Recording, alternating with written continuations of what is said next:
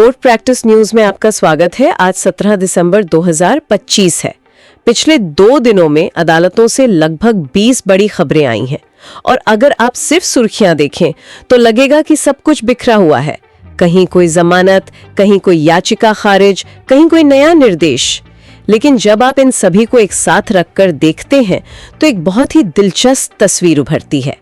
आज हम सिर्फ खबरें गिराने नहीं वाले, बल्कि इन बिखरी हुई कड़ियों को जोड़कर उस बड़ी तस्वीर को समझने की कोशिश करेंगे। आपने बिल्कुल सही कहा। ऐसा लग रहा है कि अदालतें, खासकर सुप्रीम कोर्ट, अपने काम करने के तरीके को और समाज में अपनी भूमिका को फिर से परिभाषित कर रही हैं। बिल्कुल। पिछले 48 घंटों की खबरों में 3 बड़े ट्रेंड्स साफ दिख रहे हैं। अच्छा। पहला, हाई प्रोफाइल लोगों के मामलों में कानून की प्रक्रिया पर जबरदस्त फोकस। दूसरा, अदालत का एक समाज सुधारक के तौर पर आगे आना और सरकार को निर्देश देना। और तीसरा, आम नागरिक के अधिकारों को लेकर एक नई तरह की सक्रियता। इन तीनों को समझना बहुत जरूरी है। तो चलिए पहले ट्रेंड से शुरू करते हैं, प्रक्रिया यानी द प्रोसेस। नेशनल हेराल्ड मामले में सोनिया गांधी और राहुल गांधी को जो राहत मिली है वो इसका सबसे बड़ा उदाहरण लगता है। हाँ, और ऊपरी तौर पर ये एक बड़ी राजनीतिक जीत लगती है।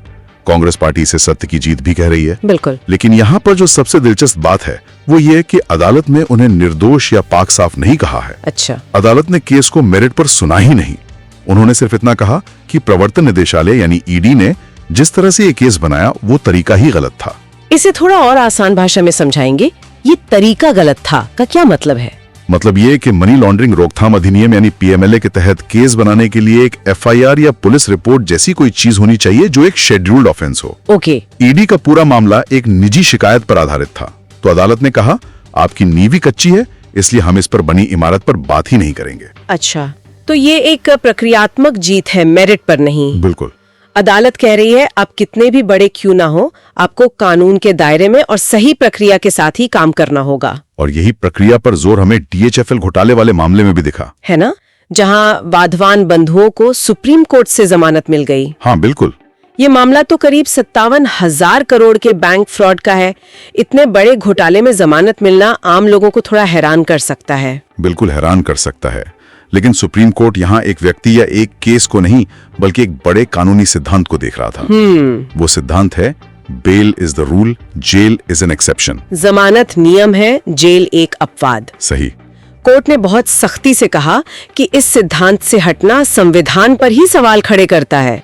उनका संदेश साफ था कि आप किसी को अनिश्चित काल के लिए जेल में नहीं रख सकते। बिल्कुल, खासकर जब ट्रायल शुरू भी ना हुआ हो। अपराध की गंभीरता अपनी जगह, लेकिन प्रक्रिया अपनी जगह। तो नेशनल हेराल्ड में जांच एजेंसी के लिए प्रक्रिया का पालन और डीएचएफएल में आरोपी के लिए। ऐसा लगता है कि अदालतें इस वक्त प्रक्रिया को लेकर बहुत संवेदनशील हैं। और सिर्फ इतना ही नहीं, आंध्र प्रदेश के पूर्व मुख्यमंत्री चंद्रबाबू नायडू का फाइबरनेट मामला भी एसीबी कोर्ट ने खारिज कर दिया। हाँ। और उधर एल्गार परिषद मामले में बॉम्बे हाईकोर्ट 73 साल के गौतम नवलखा को दिल्ली शिफ्ट करने पर विचार कर रहा है। अच्छा, वो क्यों? क्योंकि कोर्ट को लग रहा है कि उनके भागने का कोई खतरा नहीं है और मुंबई में रहना उनके लिए बहुत महंगा पड़ रहा है। तो इन सब में एक ही धागा है, प्रक्रिया और अधिकार। हाँ, अदालतें सिर्फ अपराध पर नहीं बल्कि आरोपी के अधिकारों और जांच की प्रक्रिया पर बहुत बारीकी से नजर रख रही हैं। ये वाकई एक बड़ा बदलाव है। चलिए अब दूसरे ट्रेंड पर आते हैं, जो आपने कहा था अदालत एक समाज सुधारक के रूप में। हाँ। इसमें दहेज को लेकर सुप्रीम कोर्ट के दिशा निर्देश सबसे अहम लगते हैं। ये सिर्फ एक फैसला नहीं था, ये एक तरह का घोषणा पत्र लग रहा था। ये एक ऐतिहासिक फैसला है। देखिए, सुप्रीम कोर्ट ने दहेज को सिर्फ एक अपराध नहीं कहा, उन्होंने कहा ये एक संवैधानिक, आपराधिक और सामाजिक समस्या है। ये शब्द बहुत मायने रखते हैं। कोर्ट ने सिर्फ आरोपी पति और सास को दोषी नहीं ठहराया, बल्कि इस बुराई को खत्म करने के लिए कई नए दिशा निर्देश जारी कर दिए। और जो बात मुझे सबसे ज्यादा चौंकाने वाली लगी वो थी कोर्ट की ये टिप्पणी कि दहेज की प्रथा अब मुस्लिम विवाहों में भी फैल गई है। हाँ। जिससे मेहर की पवित्रता और सुरक्षा खत्म हो रही है। ये अवलोकन इस फैसले की आत्मा है। कोर्ट यह कह रहा है कि सामाजिक बुराइयों का कोई धर्म नहीं होता, वो एक समुदाय से शुरू होकर दूसरे समुदायों में भी फैल जाती हैं। सही बात है। यह दिखाता है कि न्यायपालिका अब सिर्फ कानून की किताबों में नहीं देख रही, बल्कि समाज की जमीनी हकीकत को समझकर फैसले दे रही है। इसी सामाजिक भूमिका का एक और उदाहरण हमें इंटरसेक्स व्यक्तियों वाले मामले में देखने को मिला। हाँ, जनगणना में इंटरसेक्स व्यक्तियों को शामिल करने की मांग वाली याचिका को सुप्रीम कोर्ट ने 3 जजों की बेंच को भेज दिया है। तो इसका मतलब ये है कि कोर्ट इस मामले को गंभीरता से ले रहा है। बिल्कुल। याचिकाकर्ताओं का कहना था कि उन्हें ट्रांसजेंडर श्रेणी में नहीं गिना जाना चाहिए, उनकी एक अपनी अलग पहचान है। इस मामले को बड़ी बेंच को भेजना ये संकेत है कि कोर्ट इसे सिर्फ एक प्रशासनिक मुद्दा नहीं बल्कि पहचान और सम्मान के मौलिक अधिकार से जुड़ा एक बड़ा सामाजिक सवाल मान रहा है। एग्जैक्टली। और आजकल जो एक नई मुसीबत लोगों पर आई है, डिजिटल अरेस्ट स्कैम्स, उस पर भी सुप्रीम कोर्ट ने खुद संज्ञान लिया है। बिल्कुल। कोर्ट ने इस पर गहरी चिंता जताई और कहा कि लोगों की मेहनत की कमाई इस तरह लुट रही है। उन्होंने आरबीआई, बैंकों और सरकार को तुरंत सुरक्षा उपाय करने के लिए कहा है। तो यहाँ भी कोर्ट किसी के आने का इंतजार नहीं कर रहा। वो समाज में एक बड़ी समस्या देख रहा है और कार्यपालिका को जगा रहा है कि आप कुछ कीजिए। ये एक प्रोएक्टिव यानी सक्रिय न्यायपालिका का सबसे अच्छा उदाहरण है। तो हमने प्रक्रिया पे फोकस देखा, समाज सुधारक की भूमिका देखी।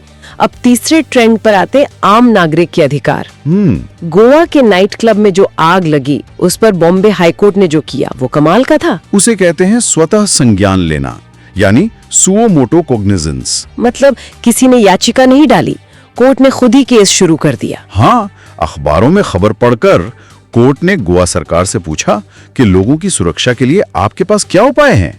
ये आम नागरिक की सुरक्षा को लेकर अदालत की चिंता को दिखाता है। और इस बीच क्लब के मालिक भी पकड़ लिए गए हैं ना? हाँ, दिल्ली में पकड़े गए और उन्हें 2 दिन की ट्रांजिट रिमांड पर गोवा पुलिस को सौंप दिया गया है। और दिल्ली हाईकोर्ट का वो फैसला तो शायद बहुत से लोगों की जिंदगी बदलेगा, जिसमें कहा गया है कि बिजली का कनेक्शन जीवन के अधिकार का हिस्सा है। ये बहुत ही महत्वपूर्ण फैसला है। कोर्ट ने साफ कर दिया कि मकान मालिक और किराएदार के बीच कोई विवाद चल रहा है तो आप किराएदार की बिजली नहीं काट सकते। तो बिजली को एक हथियार की तरह इस्तेमाल नहीं किया जा सकता। बिल्कुल नहीं।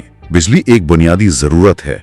ये अनुच्छेद 21 यानी जीवन के अधिकार की बहुत ही व्यवहारिक और शक्तिशाली व्याख्या है। लेकिन कभी कभी ये सिस्टम आम आदमी को इतना थका देता है कि वो टूट जाता है। बॉम्बे हाईकोर्ट के बाहर एक व्यक्ति ने जो आत्मदाह की कोशिश की, वो इसी हताशा को दिखाता है। ये एक बहुत ही दुखद और चिंताजनक घटना है। जब कोई व्यक्ति न्याय के मंदिर के गेट पर आकर ऐसा कदम उठाता है तो ये पूरे सिस्टम के लिए एक आईना है। वो व्यक्ति जमीन विवाद और कानूनी फीस से परेशान था।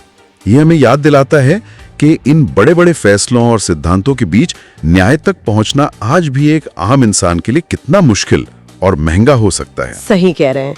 और भी कुछ मामले हैं जो इन्हीं ट्रेंड्स में कहीं ना कहीं फिट होते हैं, जैसे पुणे पोश हादसा। हाँ, जहां नाबालिग ड्राइवर के पिता और बाकी आरोपियों को जमानत नहीं मिली। हाँ, वहाँ कोर्ट का संदेश है कि अगर आप प्रभावशाली हैं और सबूतों से खिलवाड़ करने की कोशिश करते हैं तो हम सख्ती बरतेंगे। और दूसरी तरफ क्रिकेटर पृथ्वी शॉ और इन्फ्लुएंसर सपना गिल का मामला है। वो भी है, जो दिखाता है कि सेलिब्रिटी कल्चर में आरोप प्रत्यारोप की लड़ाई अदालत में कितनी लंबी और जटिल हो सकती है। और एक बहस पुरुषों के लिए राष्ट्रीय आयोग बनाने की भी चल रही है। हाँ, एक लेख में इस पर चर्चा हुई जिसमें कहा गया है कि ये मांग लैंगिक न्याय के खिलाफ नहीं बल्कि संवैधानिक नैतिकता पर आधारित है। ये एक जटिल सामाजिक बहस है, बहुत जटिल।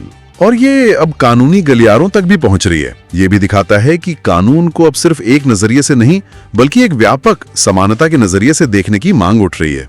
तो कुल मिलाकर पिछले 2 दिनों की ये खबरें सिर्फ अलग अलग घटनाएं नहीं है, ये न्यायपालिका के बदलते चरित्र की कहानी कहती हैं। बिल्कुल। अगर इन सबको जोड़कर देखें तो एक बड़ा सवाल खड़ा होता है और शायद यही आज की सबसे बड़ी टेक अवे है। वो क्या हमारी न्यायपालिका अब सिर्फ एक अंपायर की भूमिका से आगे निकल रही है जो केवल ये बताती है कि कौन सही है और कौन गलत, या फिर वो अब एक कोच की भूमिका में आ रही है जो समाज और सरकार को बता रही है कि खेलना कैसे है। यह सोचने वाली बात है। डिजिटल स्कैम से बचाने से लेकर नाइट क्लब में सुरक्षा सुनिश्चित करने और दहेज जैसी बुराई पर सीधा प्रहार करने तक। सही। अदालतें अब सिर्फ कानूनों की व्याख्या नहीं कर रही बल्कि एक बेहतर समाज बनाने के लिए सीधे तौर पर हस्तक्षेप कर रही हैं। और ये भारतीय लोकतंत्र के लिए एक बहुत बड़ा डेवलपमेंट है। बिल्कुल, जिसके दूरगामी परिणाम होंगे। कोर्ट प्रैक्टिस न्यूज में आज के लिए बस इतना ही।